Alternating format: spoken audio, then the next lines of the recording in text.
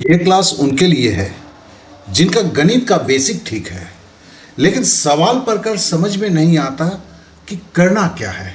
ये एक बेसिक सवाल है उनको। बेसिक ठीक ठाक है, फिर से समझ लीजिए। बेसिक कैलकुलेशन में कोई प्रॉब्लम नहीं है, लेकिन सवाल पढ़कर समझ में नहीं आता कि करना क्या है। तो ऐसे लोगों के लिए करना क्या है, हमने 4 सवाल को लेके 15 मिनट में एनालिसिस करके रास्ते दिखाते हुए बताया हुआ है। और ये जो बताने की जो एक्सपीरियंस है वो 50 साल से ऊपर का है।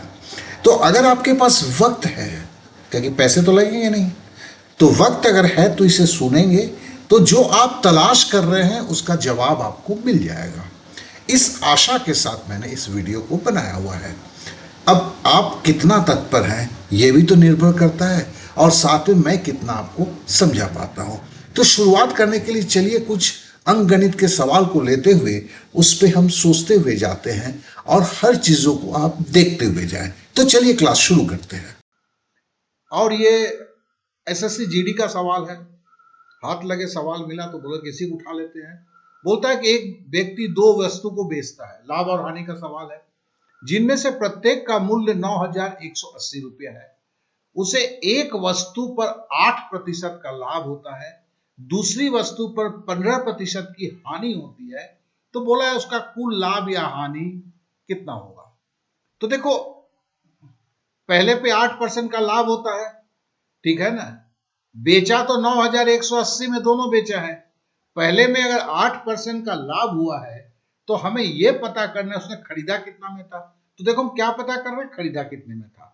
तो हमने बोला भाई 8% लाभ, तो मतलब क्या है, उसने 100 रुपए में खरीदा होगा तो 108 में बेचा होगा। देखो उल्टा लिखा मैंने, 100 रुपए में खरीदा, 108 में बेचा। लेकिन हम क्या निकालने की, 108 में बेचा है तो खरीदा 100 रुपए में, जिसको निकालना है उसे ऊपर, ठीक है। गुना क्या है, 9,180 रुपया, काट कूट किया, ठीक है ना। तो ये 27 हुआ। अब मैं इसको ये 9 से काट रहा है, सॉरी सॉरी, ये तीन तीन, 1 मिनट, 4 दून, ये कितना से काटा है, 8 1 9 दूनी 18, नहीं 9 1 कम 9, 4 से काटा है, सॉरी 4 से काटा गया है ये, ठीक है ना। 4 दूनी 8, हाँ। तो ये फिर हमने 27 को काटा, 9 से काट दिया, 2295 को हमने काटा, तो 9 से काटा तो इसे भी 255 हुआ। अब 255 है, ये 3 से हमने काटा ये 255 को, तो 85 हुआ। तो इस तरह 8,500 रुपए हो गए, ठीक है। ये तो बेकार का मैंने ये किया क्योंकि ये काटा वैसा ही था। तो 8% लाभ पे 9,180 को, पहला जो है 8,500 में उसने खरीदा था, 9,180 में बेचा था, इसलिए 8% लाभ हुआ। दूसरा क्या है, 15% की हानि होती है। तो भैया खरीदा था 100 में, बेचा कितना में होगा, 85 में। अभी हमने 85 नीचे क्यों लिखा, क्योंकि हम खरीद भाव निकाल रहे हैं। क्लियर, किसका है, बेचा कितने में था, 9,180 में, तो खरीदा कितना में था। ये जब हम काट कूट करते हैं तो काट कूट करने के बाद जो हमारे पास आंसर निकल के आता है वो आता है, यहां जैसे जैसे काटा गया है आप देख लेते हैं। बाप रे, ये तो पूरा ही 17 से काटा गया है, तो 10,800। तो देखो ये दोनों चीज, जो एक 8,500 में, दूसरा 10,800 में, तो फिर हम इसको जोड़ देते हैं तो कितना होता है, 19,300। तो मतलब क्या है, 19,300 में इसने खरीदा है। अब बेचा क्या है, प्रत्येक को 9,180 में बेचा है, तो दोनों को कितने में बेचा होगा, तो दोनों को बेचा होगा 9,180 को 2 से गुणा के 18,360। तो 18,360 में बेचता है और खरीदता है 9,300 में। ज्यादा में खरीदा, कम में बेचा, तो हानि ना होगा। तो हमने 19,300 से 18,300 घटा दिया, 940 हुआ। एक सवाल का सॉल्व करना हमने देखा। अब देखिए कैलकुलेशन अगर आपका सही है, जैसे हम एक में बताए एक में नहीं बताए, लेकिन मोटा मोटी इसको आप समझ तो जरूर गए। समझ के क्या करेंगे, आप आगे की दूसरी गणित करने चले जाएंगे, ठीक है ना। चलिए इस पे कुछ बातें करते हैं। अभी देखिए इस सवाल पे हमने क्या किया था। अभी देखो यहां पर हमने लाभ या हानि वही रखा हुआ है, यहां पे हमने दिया हुआ है। अभी देखो पहले में हमने क्या किया था, हमने पहला स्टेप जो था 8% लाभ है में बेचा गया है, 9180 में बेचा गया जिसमें 8% लाभ था, तो खरीद भाव क्या था, ये हमारा पहला स्टेप था। दूसरा स्टेप क्या था, दूसरा स्टेप था क्या कि 15% की हानि हुई है और 9180 में बेचा है, तो खरीदा कितना में है, तो हमारे सेकंड स्टेप में 10,800। तो पहले दो स्टेप किया था, फिर जो इसमें आया कि खरीदा कितने में, ये तीसरा स्टेप है हमारा। तो पहला स्टेप में देखो, पहला स्टेप ये 8% लाभ में है, तो हमने निकाला खरीदा कितना में है। 15% हानि होता है तो खरीदा कितना में है, फिर दोनों को जोड़ दिया, तीसरा स्टेप है, तो टोटल खरीदने में कितना पैसा लगा। फिर हमें है कि 9180 करके बेचा है, तो दोनों को बेचने में कितना पैसा लगा, मैंने बेच के कितना पैसा मिला, ये चौथा स्टेप है। और पांचवा स्टेप क्या है, हमने जो है चूंकि खरीद ज्यादा में लिया है, बेचा कम में है, तो दोनों का अंतर निकाला तो 940 हुआ, वही 940 हानि हुआ। क्यों, खरीदा ज्यादा में है, बेचा कम दाम में है।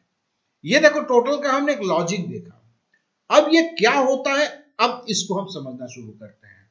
अब देखिए यहां पर जो बोला जाता है नंबरलेस क्वेश्चन, ठीक है।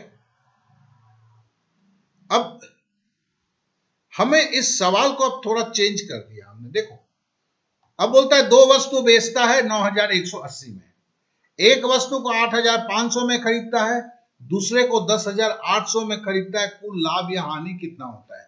देखो यहां पर क्या था, पहले था, पहले परसेंटेज दिया हुआ था, यहां भी परसेंटेज दिया है, यहां पे सीधा बोल दिया 8500 में खरीदा, 10,800 में खरीदा। तो पहला दो स्टेप हमें करना नहीं है, क्या कि पहला दो स्टेप खरीद के हमने क्या किया था, पहले स्टेप को जब हमने किया था तो खरीदा कितना में निकाला था ये।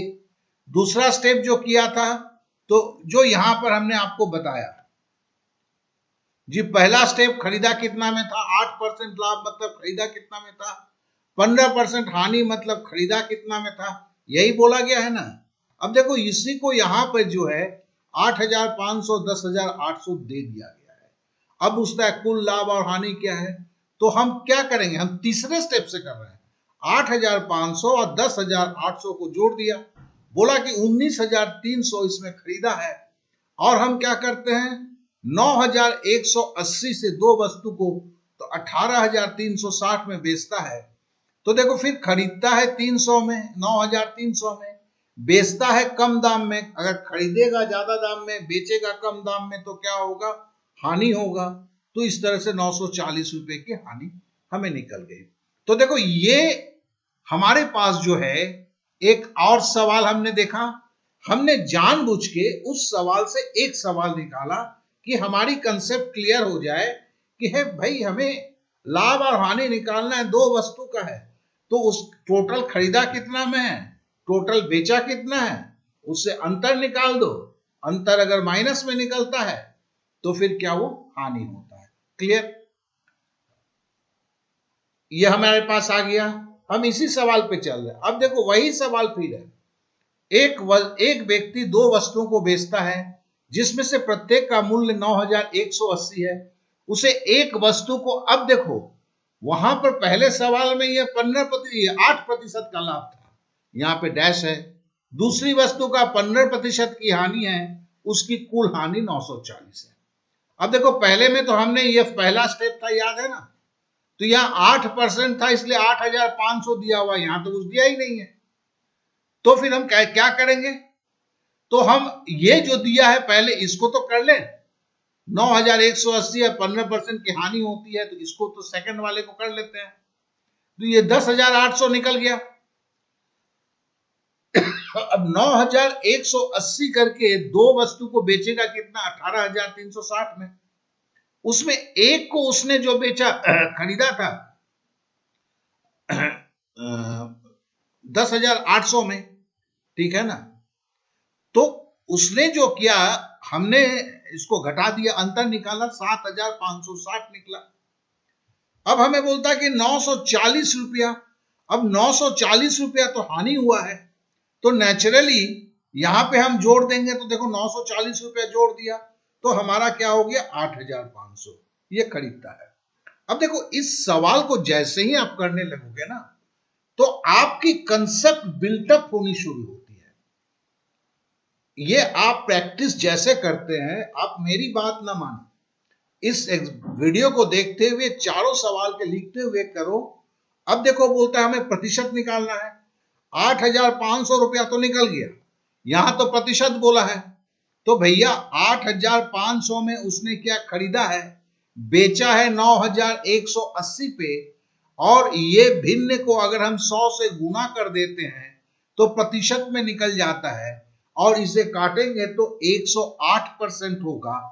108% में 100% तो मूलधन है, मतलब जिस कॉस्ट प्राइस है, क्रय मूल्य है, ठीक है ना। तो हम 100% घटा दिए तो 8% का लाभ ऐसे निकल गया। तो देखो इसी वही सवाल है, चूंकि आप किए हो इसलिए पता चलता है, नहीं तो आपके लिए एक नए टाइप का सवाल है। तो यही कंसेप्ट बिल्टअप होता है सवाल में। देखो 1 2 3 4 और 5 संख्या है, एक संख्या को छोड़ देते हैं तो 4 सवाल इसमें बनते हैं, और ये 4 सवाल को जब करते हैं तो आपकी कंसेप्ट जो है तैयार होने लगती है। अब देखो 8% का लाभ इसमें तो दे दिया है, इसका नहीं दिया है, अब इसको कैसे करेंगे, तो सीधी बात है वही है, 8% का लाभ जो 8,500 कैसे निकाला था पता है। अब है कि दोनों वस्तु को बेचने पर देखो कितना मिलेगा, ठीक है ना। ये तो हमें निकालना है, यहां पे 15% हानि निकालना है। अब इसको निकालने के लिए उल्टा क्या चलेंगे, पहले मेरे को 10,800 चाहिए होगा ना, तभी तो ऐसे जाएंगे। अब तो आपको रास्ता दिखने लगा है। अब क्या करेंगे, पहले 19,180 को 2 से गुना करके 18,360 किया, और हमने जो 19%, ये जो अच्छा 8% लाभ जो था 8,500 था, 8,500 को घटा देंगे, तो घटाएंगे तो हमें क्या मिलेगा 9,860 रुपया। अब 9,860 रुपया, और हमें हानि क्या हुआ है 940 रुपया, इसको जोड़ देंगे। इसको जैसे ही जोड़ देंगे तो ये देखो 10,800, ये देखो हम पहुंच गए यहां पर। तो ये जैसे जैसे आप करोगे ना, तो आपको समझ डेवलप होने लगेगा। तो मतलब इस तरह के सवाल या तो आपको बनाना है, या कहीं से बनाया हुआ आपको प्राप्त करना है, जिसपे थोड़ी सी कलम चलाते हैं, थोड़ा सा सोचते हैं, कंसेप्ट चकाचक हो जाता है, कहीं कोई प्रॉब्लम नहीं, कुछ कैसा भी घुमा दो कोई प्रॉब्लम नहीं। तो इसके लिए अब देखो क्या है, 10,800 में खरीदा है, बेचा कितने में 9,180 में, ये भिन्न है, इसे 100 से गुना करेंगे तो क्या होगा, प्रतिशत में चेंज हो जाएगा। अब देखो मैंने बोला कैलकुलेशन आपका सही है, मैंने पकड़ लिया, काटने वाटने में कोई प्रॉब्लम नहीं होता है। नहीं तो अगर आपको कैलकुलेशन में प्रॉब्लम है तो ये तो होने से रह गया आपका, क्योंकि ये काटने में ही आप भंवर जाल में फंसते हुए रहेंगे। ये आसान है, लेकिन इस तरह के जैसे सवाल होंगे तो होंगे। तो साथ साथ में आपका बेसिक कैलकुलेशन भी होना काफी जरूरी है। अब यहां पर जैसे आते हैं तो 85% हुआ। अब है कि क्रय मूल्य क्या है, 100% पे है, तो 85 से 100 अगर घटाते हैं तो क्या है, -15%। माइनस मतलब हानि होता है, तो यही 15% की हानि होती है। तो आप यहां पर पहुंच गए। अब देखें पहला सवाल क्या था, यह सवाल था लाभ या हानि, ठीक है ना। इस सवाल के ऊपर हमने क्या बनाया था, हमने क्या किया था,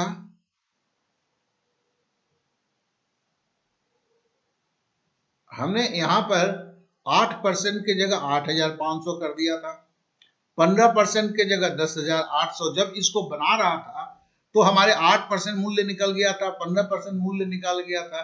इसको देके हमने एक सवाल बनाया। इस सवाल का देखो दूसरा सवाल, इससे हमारी समझ में आ गई कि हमें लाभ और हानि रुपए में निकालना है तो कैसे निकालेंगे, अभी प्रतिशत में नहीं है। अब देखो दूसरा हमने क्या निकाला, यहां पर जो 8% था यहां पे हमने छोड़ दिया, 15% लिया, 9,180 सारा चीज है। इससे हमने यहां पे कैसे प्रतिशत निकलेगा, यही तो बोलते हैं ना क्वेश्चन घूम गया है, तो पहले ही से हम देखो ऐसे 30 सवाल करते हैं 120 सवाल बन जाता है और कंसेप्ट पूरा का पूरा एकदम क्लियर हो जाता है। फिर अब चौथे सवाल पे आए हैं, ठीक है ना। इसमें हमने यहां पर जो 15% था उसको ऑफ कर दिया और सवाल को सॉल्व करके हमने निकाला। तो आपके दिमाग में होगा इतनी सारी चीजों को कहां से लाऊं।